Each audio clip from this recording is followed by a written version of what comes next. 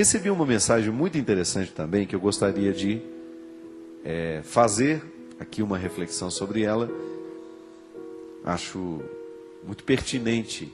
É uma história muito simples, mas que chamou muito a minha atenção. Certo dia, um professor chegou na sala de aula e disse aos alunos para se prepararem, porque eles fariam uma prova surpresa. Todos acertaram as suas filas, aguardando assustados o teste que viria. Todo mundo já passou por isso, né? Aquele professor que chega, hoje tem... Eu me dava um frio na barriga toda vez que a minha professora falava, torneio de fatos. Lembra disso? E eu, muito esperto, acabei comprando aquele lápis que tinha uma tabuada, né?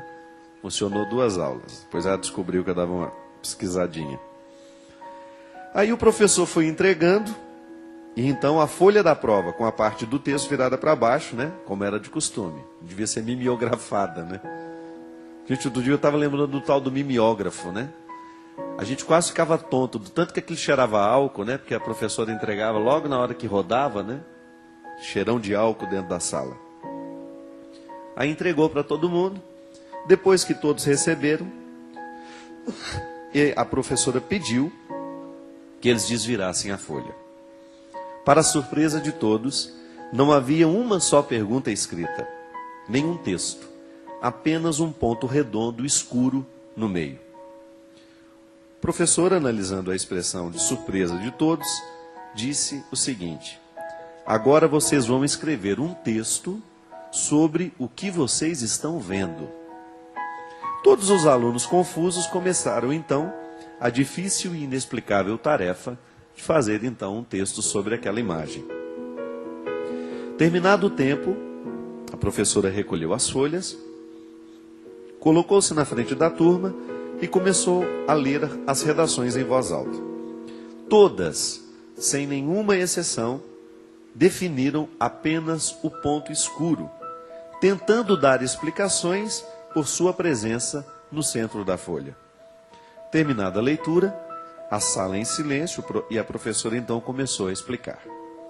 Este teste não será para vocês terem nenhuma nota. É apenas para servir de lição para todos nós. Ninguém na sala falou sobre a folha em branco, mas todos centralizaram a sua atenção no ponto escuro que estava no meio. Assim acontece com as nossas vidas. Temos uma folha em branco inteira para observar, aproveitar, mas sempre colocamos a nossa atenção nos pontos escuros. A vida é um presente da natureza dado a cada um de nós com extremo carinho e cuidado. Temos motivos para comemorar sempre. A natureza que se renova, os amigos que se fazem presentes, o emprego que nos dá o sustento, os milagres que diariamente presenciamos, mas, no entanto, insistimos em olhar apenas para o ponto escuro. O problema de saúde que nos preocupa, a falta de dinheiro, o relacionamento difícil com o familiar, a decepção com o amigo. Os pontos escuros são mínimos em comparação com tudo aquilo que temos diariamente, mas são eles que povoam a nossa mente. Muito interessante, não é? E é tão real isso, né, minha gente? Muitas situações que a gente enfrenta, muitas situações que eu encontro pela minha vida, na verdade, a grande dificuldade nossa é prestar atenção na totalidade das coisas. Eu acho muito interessante porque quando a gente só enxerga o problema, a gente realmente deixa de compreender a totalidade da vida. É igual quando cai um avião. Por que a gente tem medo de voar? Né? Quem precisa voar regularmente, de vez em quando começa a ter aí as suas síndromes, né? Eu de vez em quando eu tenho isso. É porque todos os dias, milhões e milhões de aviões decolam e retornam aos seus destinos, né? Sem nenhum problema. Mas vez em quando, sei lá, de ano em ano, depende muito da época, né? Às vezes caem muitos aviões na mesma época, mas às vezes você passa um tempo longo sem ouvir a história de um acidente. Mas quando acontece, os nossos olhos se voltam para aquela tragédia, para aquele acontecimento, e aquilo é o suficiente para colocar em nós insegurança. Outro dia, por exemplo, eu passei por uma situação de viajar do Rio de Janeiro, de São Paulo até o Rio de Janeiro, num voo com muita turbulência. Horrível. Uma das piores experiências que eu já tive na minha vida dentro de uma aeronave. Sacudimos de São Paulo até o Rio de Janeiro, dentro de uma tempestade terrível, com raios o tempo todo. E na hora, é claro que todo mundo, o medo é geral. Aquela sacode, vai para cima, vai para baixo, vai para cima, vai para baixo. Aquela barulheira, né, dentro do avião, de tudo sacudindo. É natural que a gente pense, vai cair. Só que se a gente vai pensar a partir das estatísticas, a gente sabe que estar no céu é mais seguro que estar na Dutra, mesmo no meio daquela turbulência. Mas agora, quem disse que na hora que a gente está vivendo aquele sufoco, a gente é capaz de pensar com essa tranquilidade? E é por isso que racionalizar uma determinada situação nos ajuda a diminuir a emoção negativa que ela nos causa. Isso é filosofia, viu? Filosofia clínica aplicada. Quando a gente é capaz de racionalizar uma situação, a gente, de alguma maneira, a gente coloca na coleira a emoção que nos faz sofrer. Porque o pensamento desperta uma emoção. É sempre assim. Quando desperta essa emoção, eu acabo sendo tomado, porque eu sou sensorial o tempo todo, né? Eu sou um campo aberto, nós somos um território aberto, nós somos atingidos pelas palavras, nós somos atingidos pelas imagens, nós somos atingidos pelos gestos, e imediatamente essa informação que passa pelo nosso cérebro desencadeia uma maneira de sentir o que está acontecendo. E muitas vezes a solução do desconforto que a emoção causa está na racionalização que nós podemos fazer dela. Isso é uma atitude inteligente, né? Deus nos ensina isso o tempo todo. É impressionante como Jesus fazia isso com as pessoas. Jesus sabia que o que fazia sofrer era a emoção descontrolada.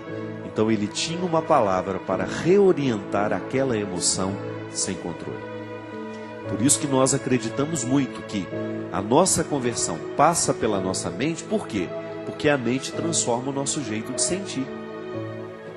Quando eu estou acostumado a só olhar para os meus problemas, quando eu vivo a avalanche que esses problemas provocam emocionalmente em mim, quando eu não sou capaz de racionalizá-los e equilibrá-los para encaminhar uma solução para eles, eu corro o risco de ficar refém dessas emoções descontroladas. E Jesus, quando encontrava as pessoas, ele provocava justamente isso nelas. Ele emprestava, ele concedia àquela pessoa uma nova forma de olhar para a vida. Foi o que ele fez com Zaqueu, foi o que ele fez com Pedro, foi o que ele fez com João. Ele modificava o sentimento a partir de um pensamento.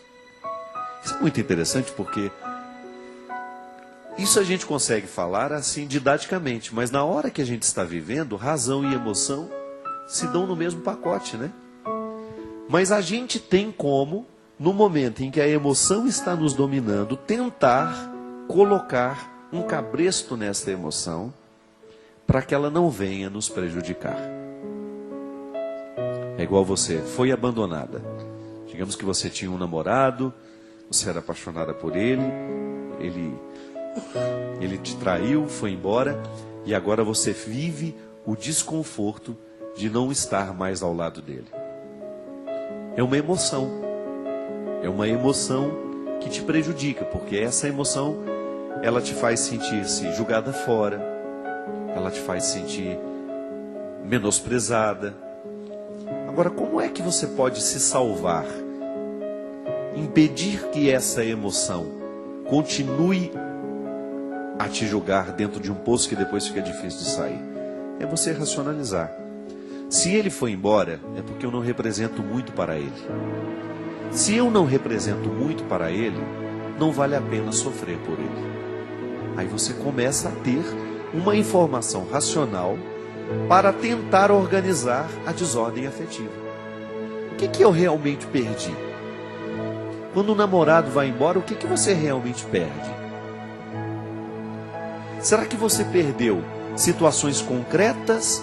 Ou será que você perdeu projeções que você tinha naquele relacionamento? Ou sonhos que você tinha que você nem sabia que iam se realizar? Às vezes, minha gente, nós sofremos por um futuro que a gente nem tem. Muitas vezes, no momento em que a gente perde, você não só perde aquilo que realmente perdeu, mas você perde as expectativas que você tinha em relação àquilo que você está perdendo. Mas veja bem, expectativas não são realidades concretas. Quem lhe garante que aquilo realmente que você estava sonhando iria acontecer? Veja bem, ao racionalizar isso, você começa a se dar uma oportunidade de olhar para a vida de um jeito diferente. Aí você pode até brincar com você mesmo, né?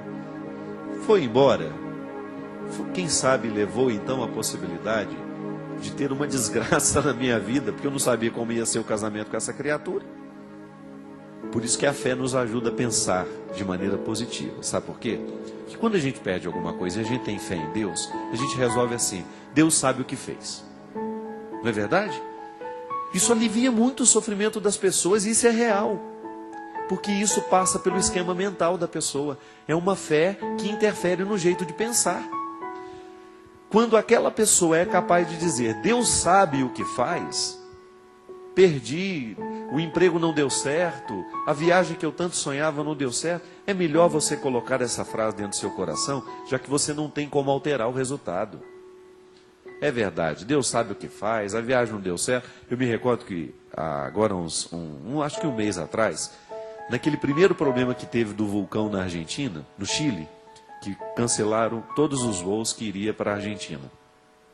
Eu estava embarcando para um evento lá no aeroporto de Guarulhos. Aí encontrei uma senhora com as duas filhas. E aí elas ficaram muito felizes quando me viram.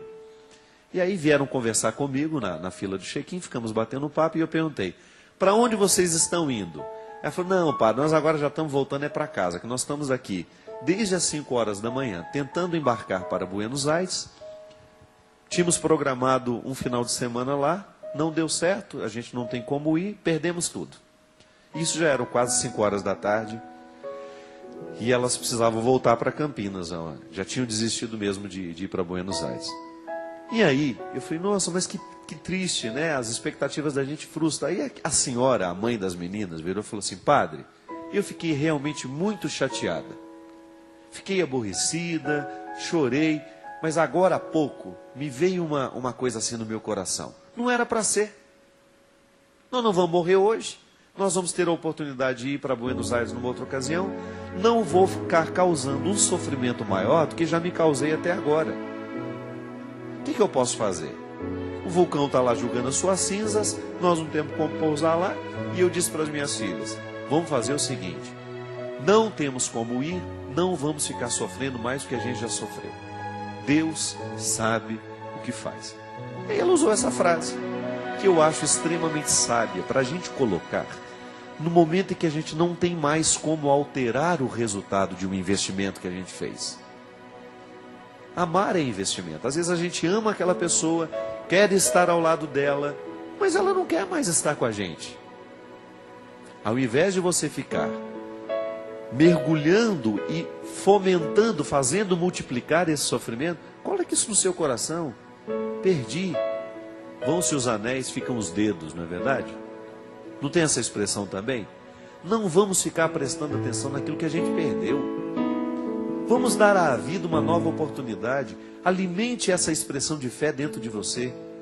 Deus sabe o que faz. Se não aconteceu, é porque não era para ter sido.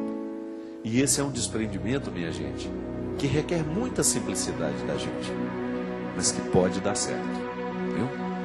Quando a gente de fato interpreta a fé, começa a interferência de Deus na nossa vida, modificando os fatos ou até mesmo não permitindo que aconteça aquilo que a gente gostaria que acontecesse, a gente pode resolver isso dentro de nós assim, com simplicidade. Não deu certo, tudo bem, estou aqui, vou ter novos investimentos, vou ter novas possibilidades, vou fazer novos amigos, vou arrumar um namorado. Enfim, você diante das suas frustrações, acaba encontrando um caminho para continuar dando certo.